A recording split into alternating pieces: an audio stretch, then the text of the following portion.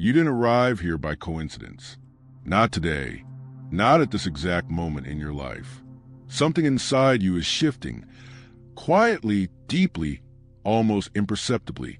The kind of shift that doesn't announce itself loudly, but instead whispers through exhaustion, through restlessness, through that heavy feeling you carry when no one is watching.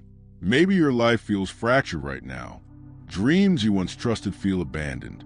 Relationships you believed were solid have loosened their grip. You wake up wondering if this pain, this uncertainty, is simply who you are now. And in the stillness of those mornings, a question keeps surfacing. Is this it? Carl Jung believed that when life feels most unbearable, something sacred is happening beneath the surface. He taught that the soul does not awaken through comfort, but through confrontation. What if this moment you call breaking is actually the precise point of rebirth? Pause for a second.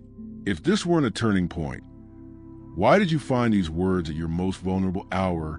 Stay with me, because what you're about to hear may change how you understand your pain forever. Number 1. Jung's paradox. Pain is a door to consciousness. Pain frightens us.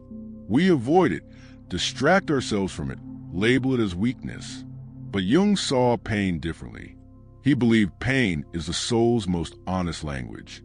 When life hurts enough that you can no longer look away, you're not just facing circumstances.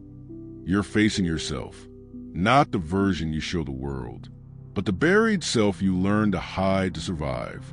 Jung called this moment the collision between ego and unconscious. That shattering feeling, the sense of coming apart, is not destruction, it's the cracking of a mask you've outgrown. Think of the losses that felt eerily familiar, the job that disappeared, the person who left, the betrayal that reopened an old wound. Pain doesn't repeat itself to punish you. It repeats to wake you. Imagine living in a dark room your entire life, unaware there's a door at the far end. Pain doesn't trap you in the darkness. It collapses the walls so you're forced to see the exit. Jung said people only change when staying the same becomes impossible. And here's the paradox. What feels like being pulled downward is actually being pulled inward.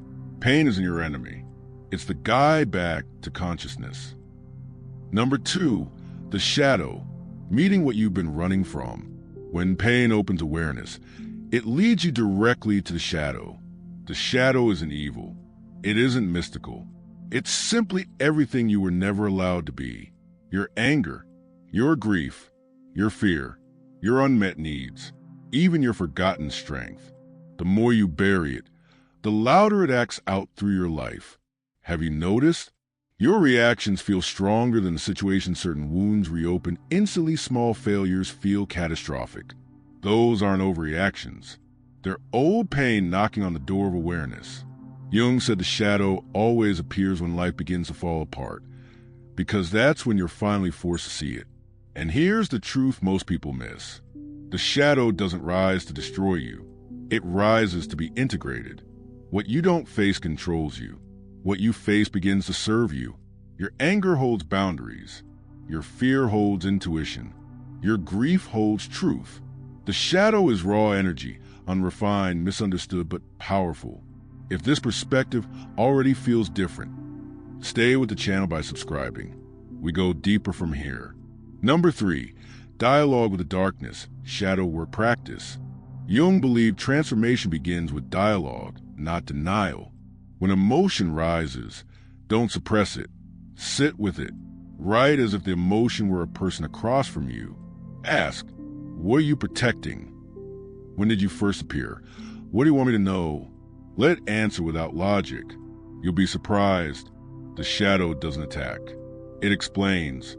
This is where power returns to you. Because the comeback doesn't begin when darkness disappears. It begins when you stop running. Number 4, failure. When the unconscious repeats the lesson. Jung famously said, until you make the unconscious conscious, it will direct your life, and you will call it fate. Patterns are not accidents. The same relationships, the same exhaustion, the same disappointment wearing different faces. The unconscious repeats until it's heard. Failure isn't punishment. it's correction. Someone chasing approval will meet rejection. Someone avoiding boundaries will meet exploitation. Someone clinging to safety will meet collapse. Not because they're weak, but because the soul demands alignment. Seen this way, failure is redirection. And if something here resonates, gently support your journey by liking, as a quiet promise to yourself. Number 5, individuation, becoming who you really are. Individuation is Jung's central idea. It's not self-improvement. It's self-removal, shedding everything that isn't you. The roles, the expectations, the identities you wore to be loved. Individuation often begins with disorientation. You're no longer the old self, but the new self hasn't fully formed. Jung called this the sacred void, and within it, something ancient remembers who you are. When alignment returns, it doesn't feel exciting. It feels right. Number 6, sitting with pain, the first ritual of healing. Pain dissolves when fully felt, not fixed, not reframed, not escaped, felt.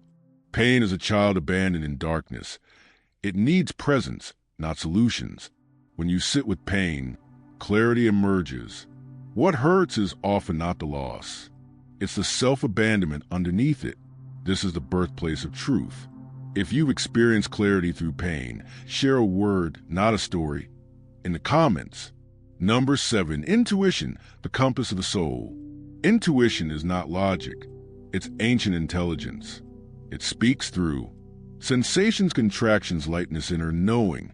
To awaken it, sit in silence daily, right? Without editing, listen to the body, reduce overthinking. The body knows before the mind agrees. Intuition doesn't rush. It redirects. Number 8, signs your inner world is shifting. You react less. You please less. You force less. Peace replaces urgency. Meaning replaces confusion. You stop proving and start choosing. That quiet peace, it's alignment. If you recognize yourself here, gently type one sentence in the comments. I'm ready to see what I've been avoiding. Number 9, synchronicity. When life answers back. When inner and outer align, life responds. Coincidences appear. Opportunities arrive. Guidance meets you halfway. Jung called this synchronicity. Not magic, resonance. When you move toward yourself, the world adjusts. Finally, the true comeback. Your greatest comeback will never be loud. It happens in silence, in honesty, in the moment you stop betraying yourself. From the instant you turned inward, your story shifted. Let the soul lead.